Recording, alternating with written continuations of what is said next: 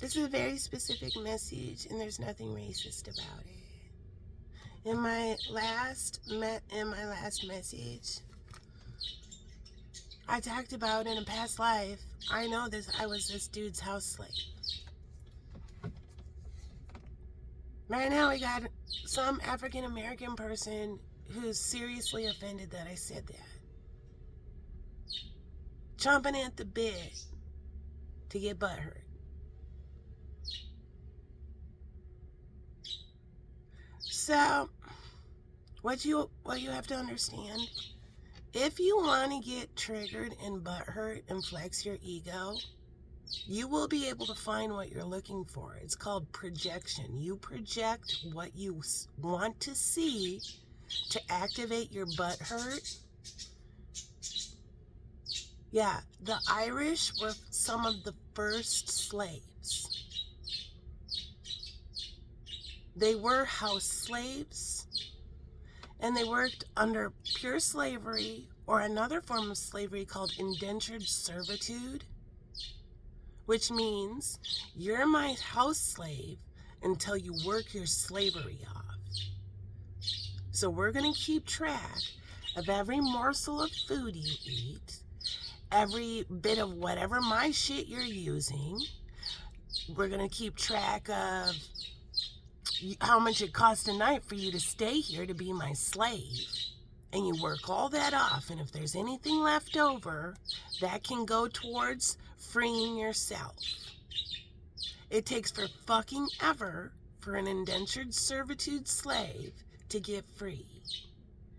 So everyone who is offended that a white woman had the audacity to say she was a slave in a past life, that's your trauma?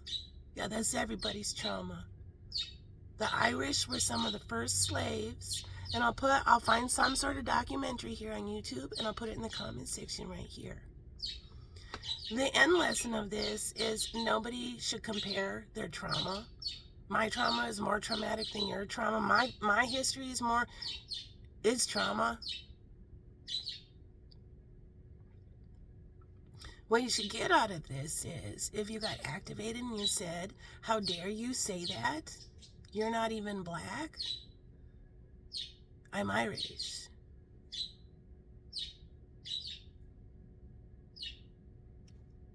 So, compassionate interpretation, what does that mean? That means once you start healing, you stop getting triggered with everything. Sonder gets activated. Sonder is a very powerful aha moment. It is so powerful, it has a word for it. But when you hear it, it's like, duh. So Sonder means you have this profound aha moment. Let's look it up. Let's look up, see what it says. Sonder, S-O-N-D-E-R. Sonder refers to the feeling of realizing that each stranger you pass in life has a life as complex and as vivid as your own, filled with their own experiences, thoughts, and stories. It's the realization that you are not the center of everyone else's world, and that everyone else is living their own complex narrative. In other words, everybody else ain't just background characters in your life. Their life is just as important. It's a profound feeling. So profound that it has a word for it. So Sonder is getting activated in a bunch of people. And people are starting to get more healed than hurt. And when you're more healed than hurt, you don't automatically get triggered, chomping at the bit to get butt hurt.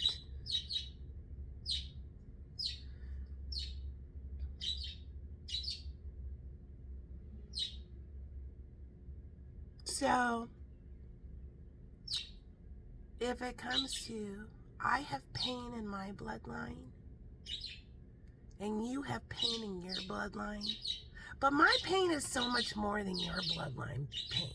You don't even get to talk about your bloodline pain. Yeah. What the fuck?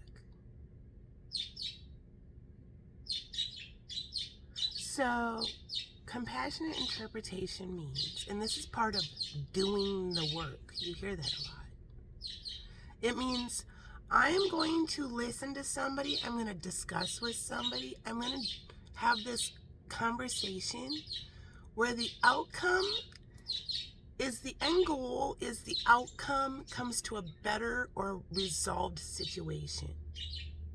I'm not here in like lawyer mode where I'm listening so I can just strike down everything they say back in return. I'm not here to just deflect it all back. I'm not here chomping at the bit to get butthurt, so I will twist whatever you just said into the lowest form of interpretation so I can annihilate you back. I can flex my ego. Compassionate interpretation says, I am listening to this person and I'm going to compassionately interpret what they're trying to say or do. And the outcome is not me winning this moment, not I got a gotcha moment and I'm going to fucking take it.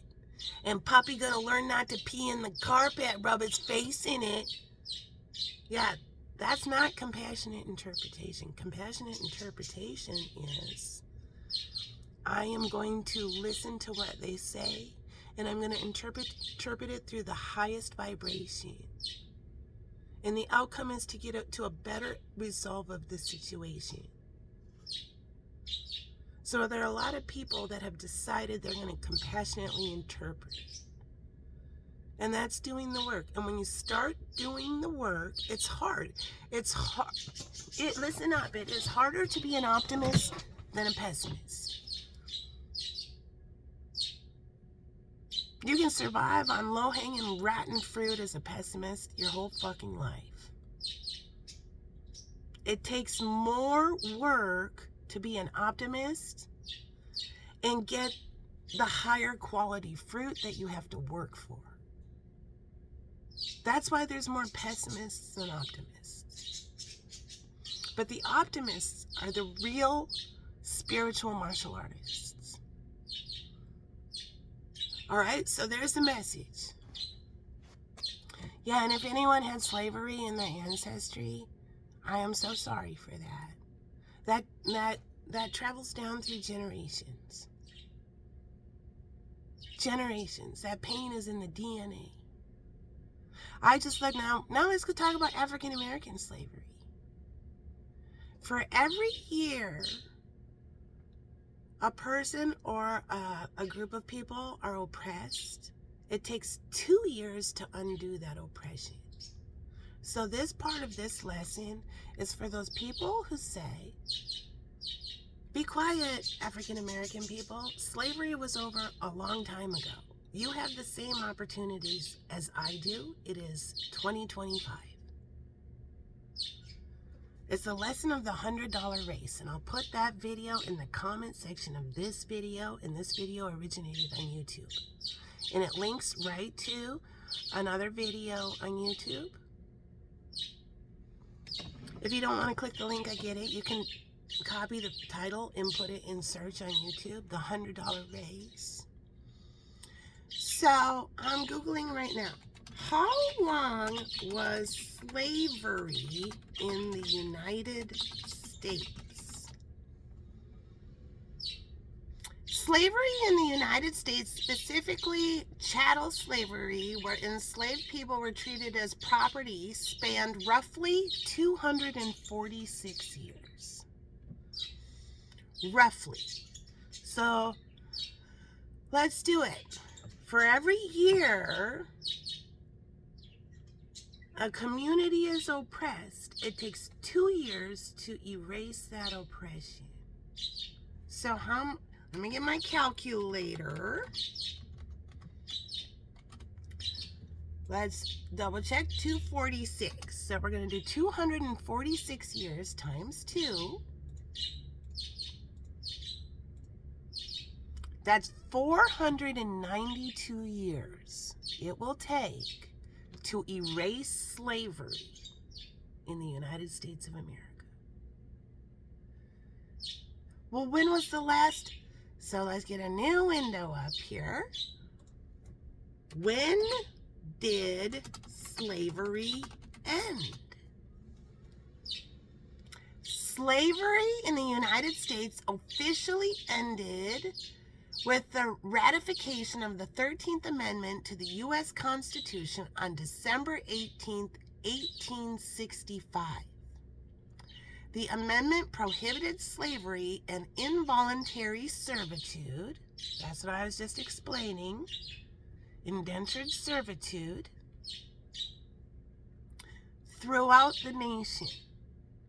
While the Emancipation Proclamation issued in 1863 declared the freedom of enslaved people in the Confederate territory, it did not end slavery in the entire country. The 13th Amendment solidified this emancipation and made it a permanent part of the Constitution. So that was in 1865. Well, let's get another calculator up here. Well, it's 2025 right now, right? Minus 1865. How many years has it been? It's been 160 years.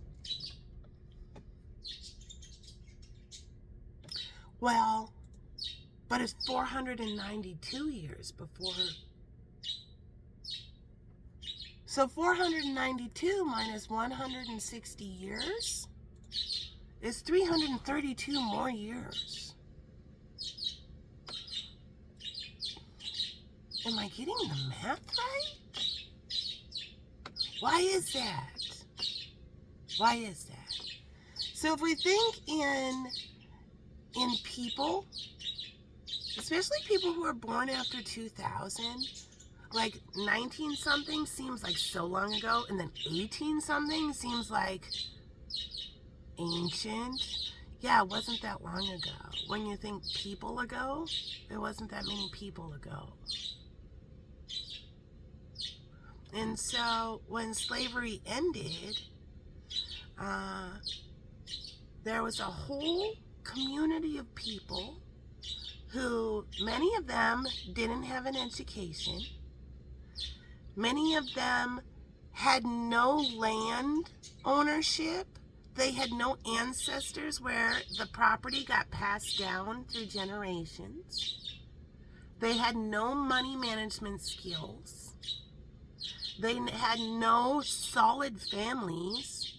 Dad was sold off years ago. Many of them have no last name.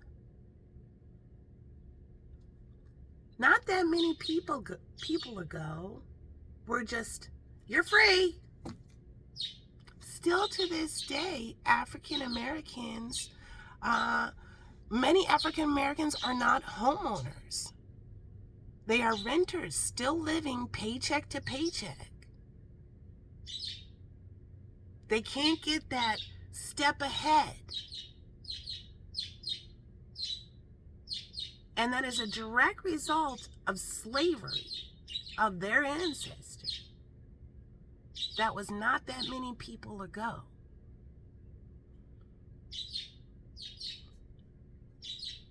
So there's a whole bunch of longer time until African American people in the United States of America start life at the same starting line as everybody else today in 2025. And when we watch that $100 raise, it's the perfect example of white privilege. Like, is white privilege a thing? Yes, it is a thing. It's hard to pin down what it is, though.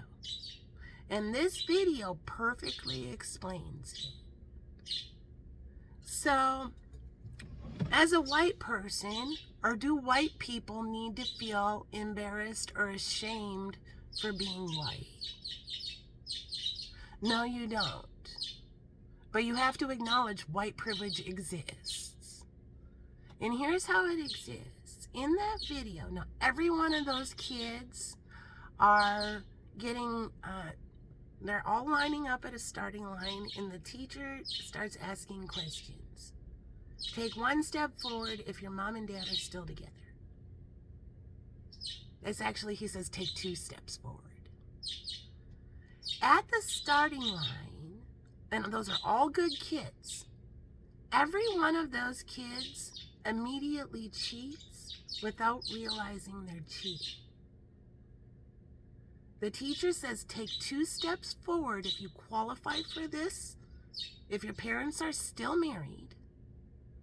And every one of those kids takes a giant leap. And then they're kind of giddy because they're forward. They qualified for that one. Take a step forward if you've never had to worry about where your food comes from. Well, of course, leap! You see these kids, their feet are leaving the ground. He didn't say take leaps. He said take steps. So that leap is white privilege, is not following directions and not even realizing you're cheating. That's what white privilege is. So white people don't need to be embarrassed that they're white. They don't need to be embarrassed or feel ashamed or anything like that if their parents were in a financial situation to set them up. Every parent wants to set their children up. So you don't have to be embarrassed. But you do have to take a step when you're instructed to take a step and not a leap. You have to be aware of this white privilege and make sure you're following directions. Because every one of these kids are good kids and they don't even realize they're fucking shamelessly cheating. So there's the lesson.